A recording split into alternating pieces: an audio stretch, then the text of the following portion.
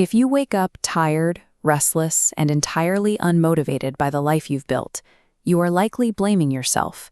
You think you're lazy or undisciplined, but your brain is actually having a perfectly natural reaction to an industrial system that actively devalues what you care about. To survive in this environment, we learn early on to manage perception. We chase stability, collect approval, and build an identity that looks perfectly acceptable from the outside. Eventually, the line between who you actually are and the role you perform becomes so blurred that your true purpose gets completely buried. Over the next 6 minutes, we will document a 4-part creative reclamation blueprint. These are specific instructions designed to help dismantle that external programming. Pause the video, grab a physical pen and a piece of paper. You need to write this document down alongside me as we go. The act of putting ink on a page is your first deliberate rebellion against the digital ecosystem designed to keep you consuming. The environment you live in was built for assembly line workers, not creatives. In 1902, powerful industrialists established a massive education board with a specific goal: to produce a disciplined, obedient workforce.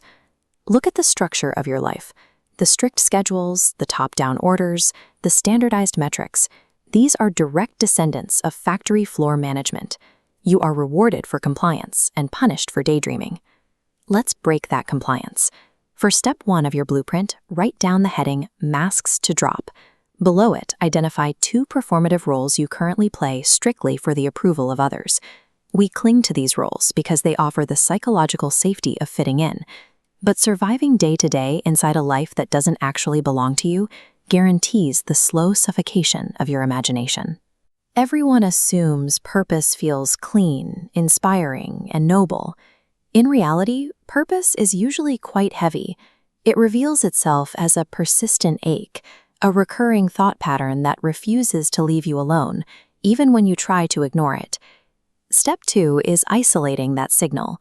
Write down these 3 questions. First, what specific injustice or broken system constantly catches your attention?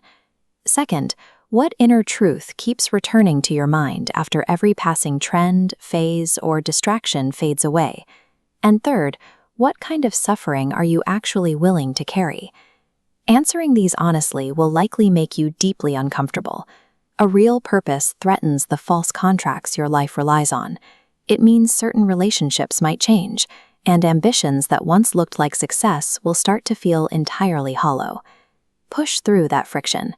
A difficult life that is aligned with your deepest truths will always carry less weight than an easy life built on self-betrayal. You might wonder why you never have the energy to pursue these recurring thoughts. That is by design. We have built an entire economy around mundane busy work, relentless deadlines, and constant digital notifications. The system keeps you just tired enough to obey and entirely too distracted to imagine alternatives. Look at what this constant input does to your biology. This is the default mode network, the region of the brain responsible for deep empathy, original problem-solving, and creative breakthroughs. When bombarded by constant tasks and notifications, it is completely suppressed. This network requires slowness to function. It thrives in stillness, and it absolutely demands boredom to generate new ideas. This brings us to step 3. Write Daily Rebellion on your paper.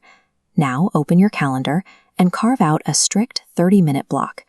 Delete whatever minor task is there and dedicate this time entirely to wandering or resting. You cannot hustle, and you absolutely cannot monetize this time. In an environment that judges your worth by how many emails you answered today, choosing to spend half an hour doing absolutely nothing is a profound act of resistance. History shows us that human progress is never driven by perfect, compliant employees. The massive leaps forward come from obsessives and eccentrics who fiercely guard their unusual ways of thinking against outside interference. Every meaningful shift in society requires someone willing to look at the current rules and decide that we do not have to keep doing things the way they have always been done. To do that, you need to execute step 4. Write down the heading Creative Protection Rules. Here, you must establish 2 absolute physical boundaries for your environment to block out the world's noise. This could mean locking your phone in a drawer while you are in a flow state, or enforcing a rule where you spend 15 minutes making terrible art with zero judgment. No manager or algorithm is ever going to give you permission to log off and create. Guarding your focus is a survival strategy.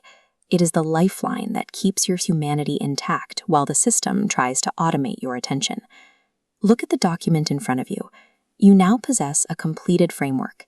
It exposes the masks you need to drop, identifies your true signal, reclaims your time from the institution, and protects your mind from external noise. Be prepared for what happens next. Putting this blueprint into practice will initially isolate you. Operating with authenticity is deeply offensive to people whose entire identities still rely on performing the shared illusion.